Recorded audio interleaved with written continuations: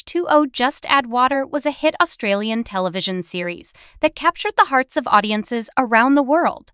In this video, we'll be diving deep into the making of the show, exploring everything from the underwater scenes to the introduction of new characters in Season 3. Get ready to go behind the camera and discover the magic that brought this beloved show to life. So sit back, relax, and join us on this journey into the world of H2o. Just Add Water. The casting process for the roles varied for each actor. Kariba Hine, who played Ricky, had previously worked with the show's producer and was offered the role. Phoebe Tonkin, who played Cleo, was already cast for the role, which was a coincidence itself. And all the other cast members auditioned for the role and were cast after several callbacks. Each season of H2o took 7 months to film, and while filming, most of the cast members lived away from home on a location at the Gold Coast. They used to start filming very early, sometimes as early as 5 o'clock in the morning. And as soon as they got to work, they went straight to the wardrobe and got changed to their character costumes and had their makeup done. And after having breakfast together, they started filming.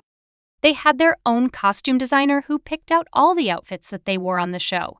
The wardrobe was designed to suit each character's unique personality. Costumes such as Cleo's pirate costume for her dolphin show were all sketched and created by hand by the costume designer, and they were always fit on the person who was going to wear it before it was ready to be used on screen. The makeup team worked on everyone's hair and makeup up to 5 times a day. And with everyone, we also mean the boys. Yup, the boys needed makeup too. Their normal makeup, however, was different from their mermaid makeup.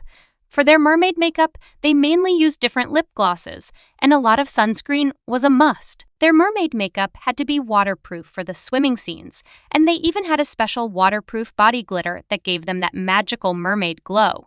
The makeup had to stay on for 10 hours at a time, so they had to get it retouched several times, so they always had some makeup artists around on set. The show itself was filmed at SeaWorld and other locations all over the Gold Coast that were handpicked, which means that the actors spent a lot of time outdoors and in natural settings during filming. The mermaid tails that were used were done professionally and with great attention to detail. Each tail was specially handcrafted. The professional sculptors first made a plaster cast of their legs and feet. The tail is then constructed out of waterproof materials, fit with a fin painted, and then scaled by hand. Each tail had over 5,000 plastic scales on it. There are 3 different types of mermaid tails used on the show. Custom-fitted tails that the girls swim in, a floppy tail used for stationary shots, and a hard tail for stunts. The custom costumes took 6 months to build, with the tails and tops made from body casts and comprising individually handcrafted scales. This attention to detail ensured that the tails looked realistic and believable on screen.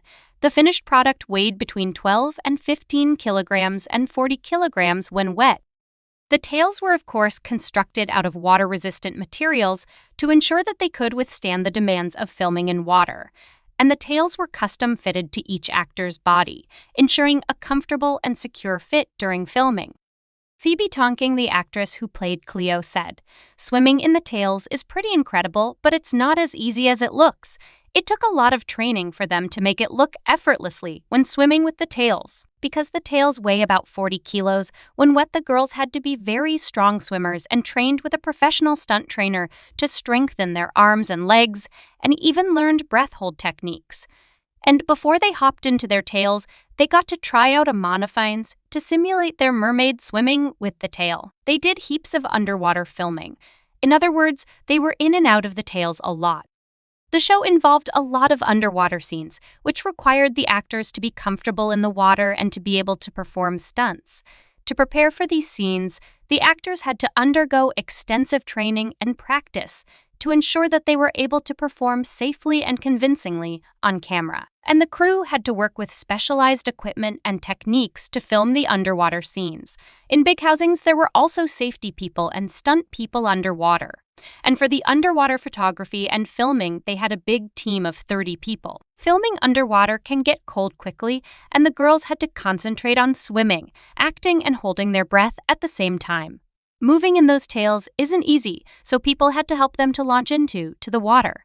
For every single stunt, they had a professional stunt team around them to make sure that they were safe. And when they dived into canals or into open water, they even had divers with special devices to shield them from sharks.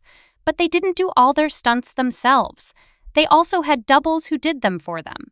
For example, these motorbike stunts weren't done by the boys themselves.